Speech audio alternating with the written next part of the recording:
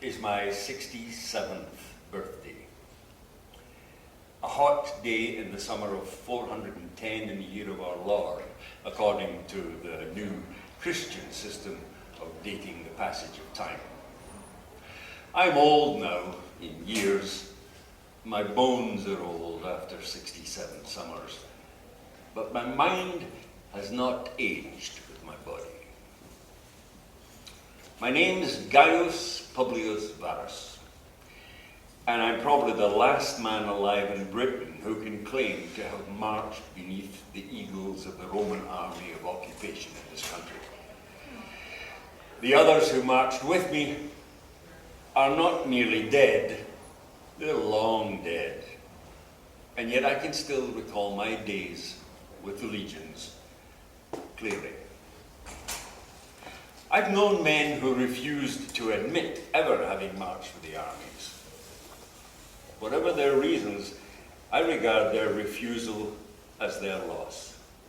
I remember my legion days frequently, with affection and gratitude, because most of my lifetime friends came to me from the legions, and so indirectly did my wife, the mother of my children and the sharer of my dreams. There are times, too, when I think of my army days with an echo of incredulous laughter in my heart. I remember the foul-ups and the chaos and all the petty human frailties and fallibilities that surface in army life.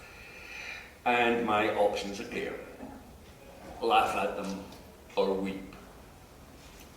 I remember, for instance, how I spent the afternoon of another summer day more than 40 years ago, back in '69.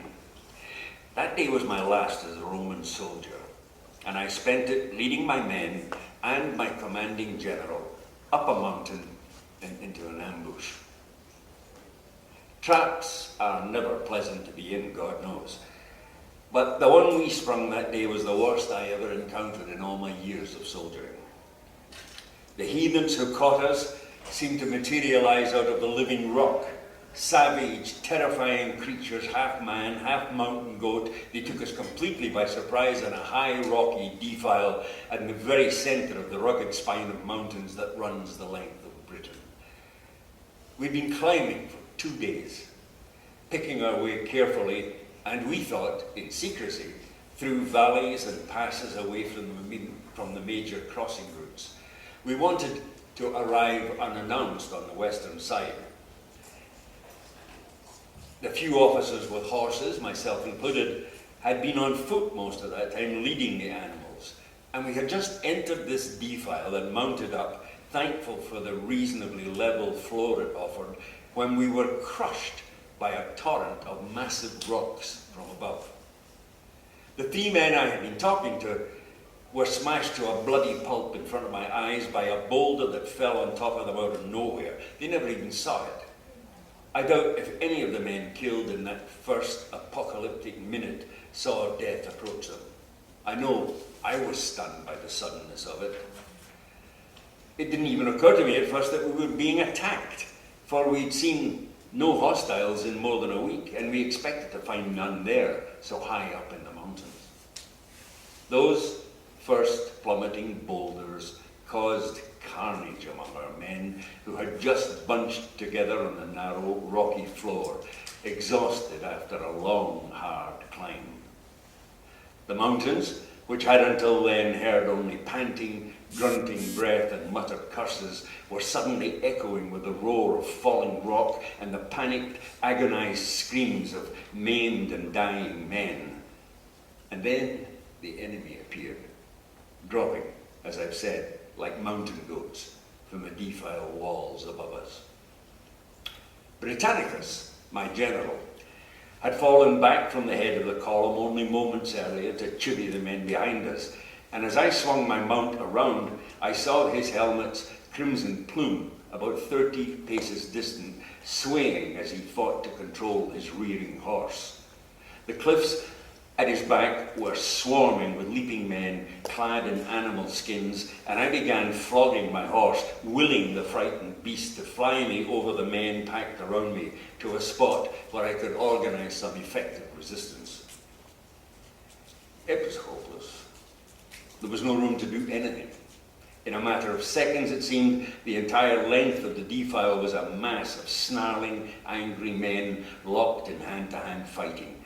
This was a fight that, whichever way it went, would be won by brawn and guts, not by tactics.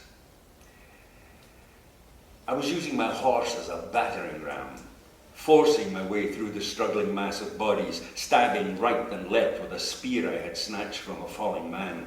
But it was like one of those dreadful dreams when nothing works properly and everything slows down except the forces that are threatening you.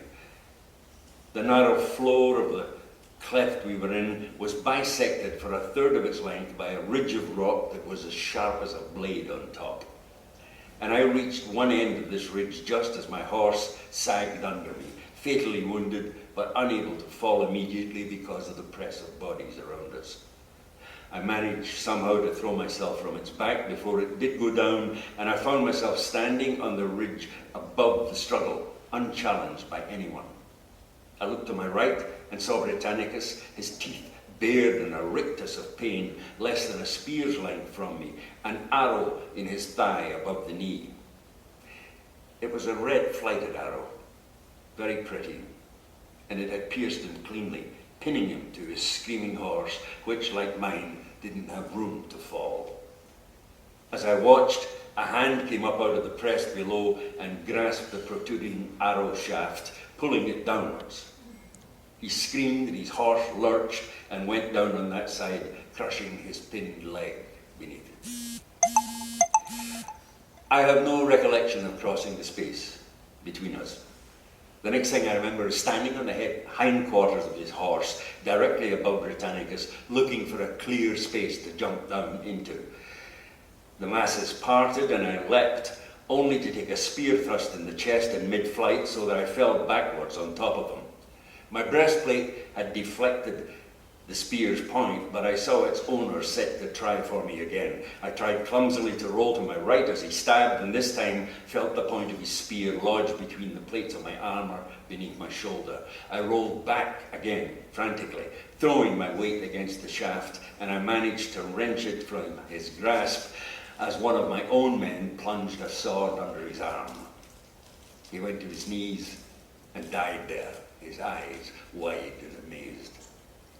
As he began to topple towards me, I was already on my feet again, ignoring the spear which had fallen beside me and drawing my dagger. My sword was gone. A hand grasped my left shoulder, tugging me violently before I could find my balance. I swung blindly, finding a naked neck with my blade and falling again, hearing a voice inside my head cursing me clearly for not being able to stand up. There was blood everywhere. I caught a glimpse of Britannicus beneath me, staring, face pale as death, and then someone else fell on me, gurgling his own death into my ear. I lost all reason, panicked with the need to stand up on my own feet. I reached and grasped and hauled myself up, throwing someone aside, whether friend or foe I'll never know, and I managed to stand erect